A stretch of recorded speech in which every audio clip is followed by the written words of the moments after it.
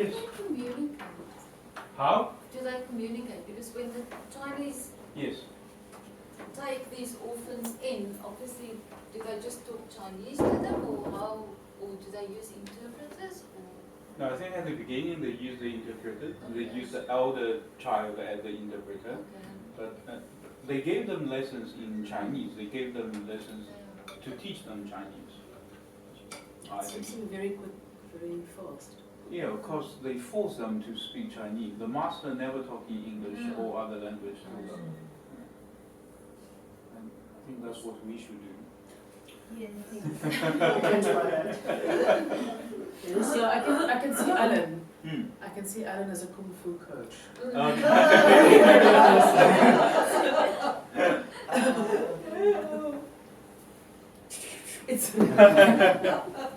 It's very strange. I find it very alienating in a way that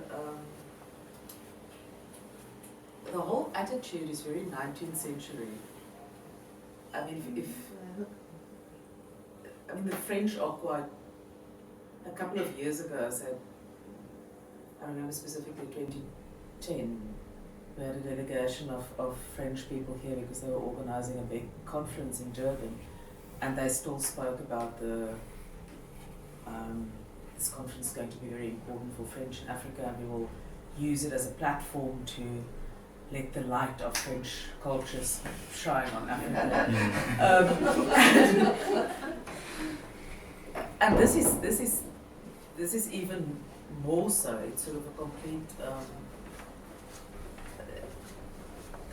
It's almost a complete disregard for anything local, and it's so contrary to all the other approaches that are seen as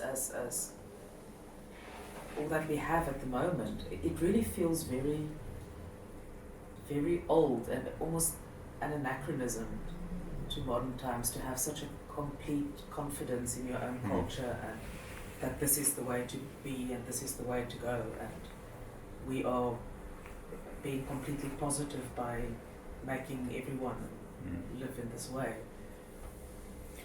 I think that is particularly because they are a missionary. Yes.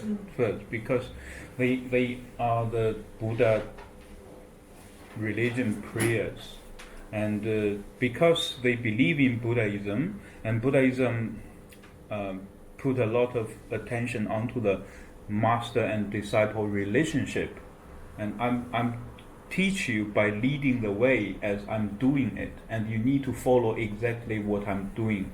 But they don't seem to recognize that these kids don't really want to be led. That's not a problem for them, because they thought that's the best way for them. Yes. They made the decision themselves already. Germans, we also made the same mistake once. You said it. Not that well, also in Africa. I remember when I was young, the couple first years when I was young, in the elementary school, it was like that. The teacher was like that. They would literally beat you and make you standing in the corner until you remember those 50 vocabularies you're not going to allow to have a meal, that kind of thing. Yeah. But when the time to my middle school time, I think the educational system just changed sharply towards to another direction. And to myself, I don't know, I cannot judge which one is better than others. But the interesting things about the documentary, and I think that makes it I suppose that's what documentary should do, is that there's no choosing of sides. Things are just presented. Yes. And I mean, one sees Enoch makes this decision and he wants to go home and he doesn't want to leave Malawi, but he also doesn't think ahead. And then his family sort of pushing him. Goats are dead. Still, I think that this documentary is still framed in a way, and it has an American perspective. It is an American documentary, isn't it? No, it is a South African documentary. I still think it's strongly, there's a strong Western point of view in this documentary, which we also saw in those pictures, because obviously, as a Westerner, I have to think about, when I've seen especially this master disciple stuff, I thought about rules. And I was just expecting one of those kids is going to be called Toby. What I mean. And the kid says, no, I'm not Toby, I'm Kunta Kinte. But you know, because this is the stuff we already know from media and our relations of the West to Africa. And it's basically more or less it mirrors. Yes. It mirrors strongly a European American perspective or a way of acting towards Africa. I don't know if the documentary has that. The documentary Yeah, observes what is happening. I still think just because of our cultural heritage, we're not we just we can't help it not to frame it in a certain way. So and it would be interesting to see this documentary from a Chinese perspective, because I think then the single pictures would have been differently framed already, because we've seen the master disciple relationship in a kind of negative way already, or in a Okay, I see what you mean. so we question it already, and especially the female colleagues of Marcel Liu gave us a surrogate for our Western impulses.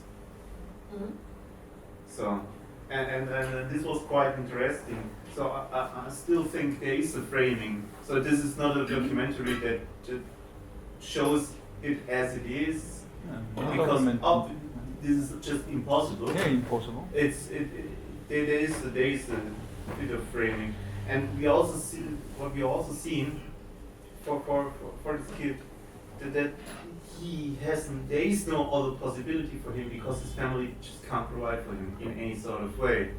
So he begrudgingly needs to take up this opportunity. So this is what I found problematic in this case. Ellen? I just want to say, okay, even the film's name is Buddha in Africa, but I think even continuing to education, it's not so much about the Buddha. It's when watching this movie, I can think of something also happens similar in China, like people in poor area, they just get a chance and they work hard and they practice a lot of things like kung fu in rural area. They want to go outside the world to see what happened. But I don't understand why the director want to show in this kind of way, like they want to see like the teacher want to force us to do something, to go to China. We think that China is the best country, you must go there. If you don't go there, you don't understand why I want to teach you. So this make me feel like, okay, the whole movie, like I think I can see it's like water. That means I see water. That means it's no flavor. It just means okay, they tell the story in a very flat way, and the only climax is like when the kung fu master beat the children. I don't understand why they put this plot inside, and because as a Buddhism or Buddhist, you will never beat students, because you don't even kill a small things. So why they beat the students in that plot? So something I don't know. Just curious. You see, what Ellen just explained is they. Yeah, oh, sorry, I just want to say something. No. This reminds me of like how I teach my students in my Chinese class. This is a very traditional way to teach Chinese. We think, okay, we ask you to do something, you must follow us. So you can't have some different things, or everything we done is correct. So we give you a way and you follow us. So it's a very traditional way to teach. So everything for us is very, how do you say, like familiar. We receive this kind of education in Chinese, even in Buddha or not, or in school, it's totally the same. So we have the same feeling. Mm. The teacher try to discipline us and make us become famous in the future, and she hope us we can receive this kind of kindness. How do you say that? Yeah.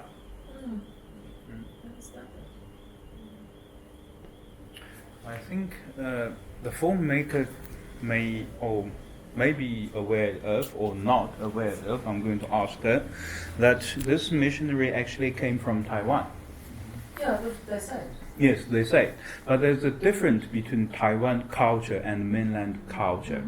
The mainland culture, just as Ellen explained, when we were very young, the thing changed because of opening up situation. And China is more like a capitalism in the socialism name and the socialism and the umbrella, but Taiwan still remain very much conservative in compare with mainland China at the moment. And then you have the added dimension of the Buddhism as well, as you say, Yes. as a missionary, because that Yes, brings with it a different kind of discipline and yes, expectations. yes. Well, if you were a teacher in mainland China and did something like that, you will be immediately in police station, and not more than 5 minutes. They will caught you. They will definitely catch you. But I Yeah. mean, does one have? But what really shocked me there is, I don't know if you remember, that I think Abu went back to his village, and his friend told him, Abu, and his friend thought, you are becoming more white. Yeah. His grandmother actually said. Yeah. And that's really something I didn't expect it. I was just wondering at the end, Yeah. now he's studying martial arts in Mm. Taipei. Mm. How's he going to buy goats for that? It's like kung fu movie. Yeah, very kung fu movie. But he's so good though. I mean, Yeah, he's so good. He was the Mm. star of the show. Because the master says this is how we make most of our money. Mm.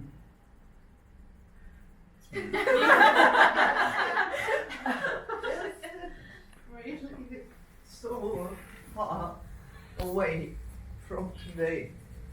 I think it's a gradual thing.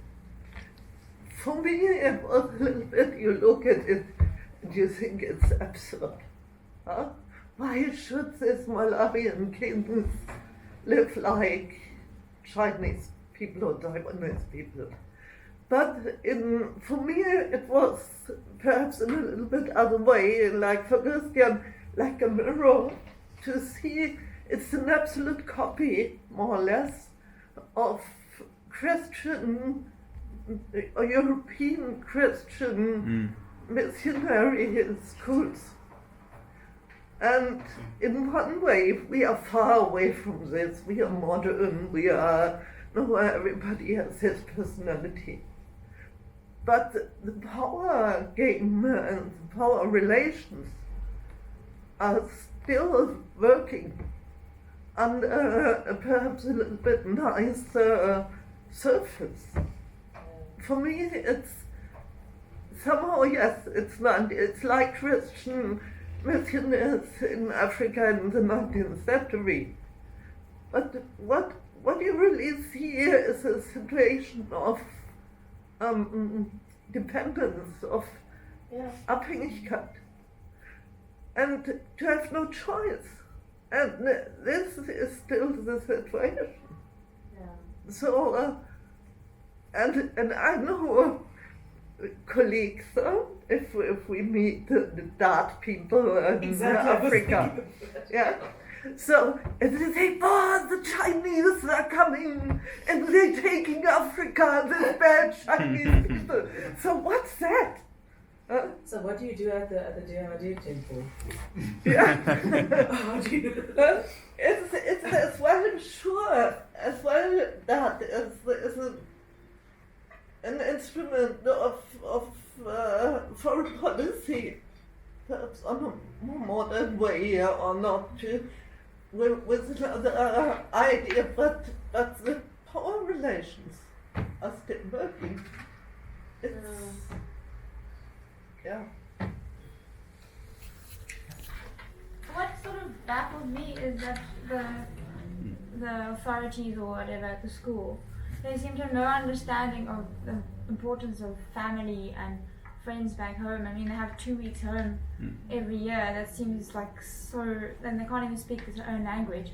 And then when they say, you must go and study overseas and you'll stay there for 5 years and you can't come back, so that they have everything, like they have so much they can go abroad, they have amazing education, they have whatever, but they don't see, like, what's the point if you don't know your family and you can't, it's not the life you want. It baffles me how they just don't see that it's all about, and go back to your family, like, it's just the money and. Well, I think it is actually not about the money. The money, they want to read the money because they want to continue this missionary thing. And expand it. And expand it. And the reason why he wanted to do that, he talked, I don't even remember, he talked to one of the students. I think Abu didn't want to go, and he talked to him. He said, it is not your fault that Africa is nowadays Africa. But if Africa doesn't develop after 20 years, that will be your fault. And my mission here is just to educate you and provide you more opportunity so you can become better, and when you come home, you will make your home better. And that was his point. Which is also true, in a way. Yeah, well, But yeah. must it come, how authentic can it be if it comes from the outside? And at the same time, they tell people, you are bad. Do you want to go back to your bad reality? And I think this is also a very colonial thing, which is also well known from European colonialism. So it's this to say, we bring you the better future, but at the same time tell people you are not that good. You are not that good. I just think this whole documentary is like from a very privileged perspective, because let's use myself as an example. Like me, my family, me, my sister, we both get to go to university, but my father's he's from a rural area, so going back home and looking at how he lived, and just sort of really hit home, because looking at the sort of environment in our environment. So it's kind of like you have to work hard in order to be someone, but these kids they have to they can only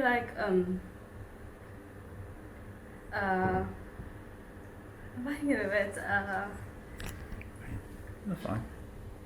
No worry. They can only satisfy their day-to-day needs. As a person, you can't grow if you only get to you have to worry about your food, and you can't self-actualize yourself to become a better person. So if the person's soul isn't growing, then the country can't grow if the person doesn't grow. So I think most of us see this as people are going to colonialize them, but they're giving opportunities, and if you in an unprivileged position in life, you have to take every opportunity you get in order to grow as a person and to make others grow around you, to self-actualize yourself and others around you, so the whole country can grow. So I think that's what I took from this. Yes. But do you think they're happy? What is just disturbing, I think, is that they don't seem to want to do that. Most of them seem to be forced to do it, either because they force themselves or they don't seem very keen on it. Because they only know what they're exposed to every day, so they don't think there's something better out there. Yes, yes. Master said you don't want that because you've never been New York and Taiwan. That's what he said. Joanna? I think what upset me a bit is the fact that Alu is going to Taiwan for 6 years. And 5, 6 years. obviously he will probably have the best cell phone internet connection, but there's no way he can communicate with his family. Nanny, yes. And I think that, because the first time I went overseas was way before internet, way before cell phones, and I remember just that loneliness of being in this strange culture. Although they know the culture, and there's you first have to write a letter to your parents and then you wait 2 weeks before you get something back. So I feel sorry for him, especially when you said that the fact that family is so important. And how is he going to, is somebody checking on him? We don't know. Is there going to be a follow-up movie? To sum his life. But then you sort of get the impression that his family is important to him, but he's not that important to them. But they probably think of him as he's going to be the goose who lays the golden egg. Exactly, So he's going to be the money provider. So I think it's just a contradiction between do you want to change your life or do you want other things? If you want your family, you stay here. If you want to have better life, you can go to see something, or if that's a contradiction, I think. You can't get everything in time. Well, I think that the problem for this one is the thing we believe is good is really good for someone else. yeah. And that's a point. But as a very famous Chinese philosopher once said, his name is Zhuangzi. Zhuangzi one day saw a man standing in front of the bank of the river. And that man is looking at the fishes in the river. And Zhuangzi, and that guy asked Zhuangzi, what are you looking at? Zhuangzi replied, I'm looking at those happy fishes. And that guy asked him, well, you are not fish. How could you know fishes are happy? And Zhuangzi replied, you are not me. How could you know that I don't know fishes are happy? Right? I'm the oldest child, but my family wanted to adopt another child after I was born. And the process we had to go through to like even be considered was so intense just to make sure we would be respectful if the child was another color of the child's culture and make sure that they grow up like not losing touch with their heritage and stuff. So my sister is colored, but like if I just think of everything my family went through, what she went through, like feeling alienated and stuff, even with my family like trying our best to make sure that that never happened, and like just how she ended up in there, I can't imagine like what children, I mean, again I agree that it's being framed in a certain way, but like the eating with chopsticks and everything else in there, like I can't imagine what that must do to their sense of identity, and also like in him ending up not even being able to speak his home language, but becoming fluent in Chinese, which isn't even like a language spoken locally. Obviously in their context it's a bit more common, but still like I just can't like it's Right. Do we have any questions to ask the court? I'd like to know a bit about how they went about this.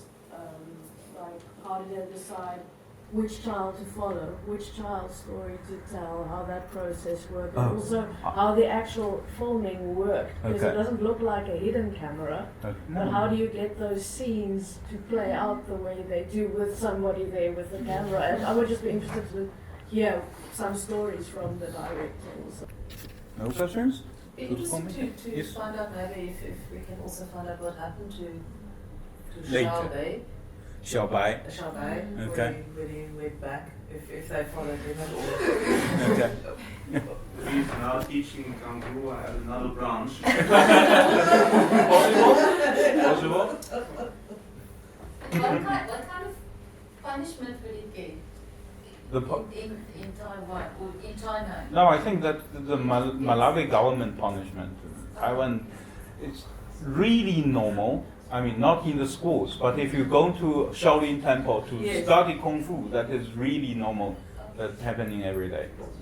Yes, my teacher just really beat me with a stick when I was in the Yeah, primary school. when I was primary school. Matthias did gymnastics. I mean, he's 17 now. He did gymnastics until 6 years ago with a Russian here. He used to beat them. I mean, this is now. He used to beat them with an iron rod if their legs weren't straight. And he would also push them down and say, "You weak, you South African, you weak, you have no strength, you have no discipline, you weak." That's normal. Not that was a stereotype. I'm quoting him. That's true. And still, I mean, if the teacher, if the master really consider you are one of his or her disciple, I mean, the person he's going to pass the knowledge and even the property to you when he dead, I mean, the intellectual property to you when he dead or she dead, she will treat you in that way. For example, if you find a supervisor in a high-range universities for your doctor or postdoctor thing, if he or she really accept you as one of his next hire of his intellectual properties, he will do that in that way. So he will treat Nowadays. you with much more discipline. Much more discipline. Yeah. You see. Yaku, best friends? No, I'm seeing him now. Are you afraid now?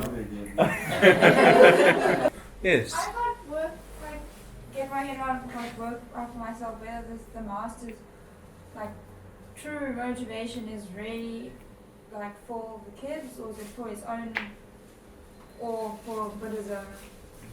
Because, I mean, all the Kung Fu is for the money, which goes, not the money, like you said, but it's to get, he said it's a main revenue to get, push it back into the system. But then he does talk about, you know, being from, I think on one hand he's doing this for the Chinese culture and Buddhism. He said that himself. Yeah. But on the other hand, he never forbidden those students to pray their own religion. You see, those students they talk to the Kung Fu master, I'm Muslim, I believe there's a God. Yeah. He never forbidden those students to pray their own religion. And I think he's a monk. He cannot take money.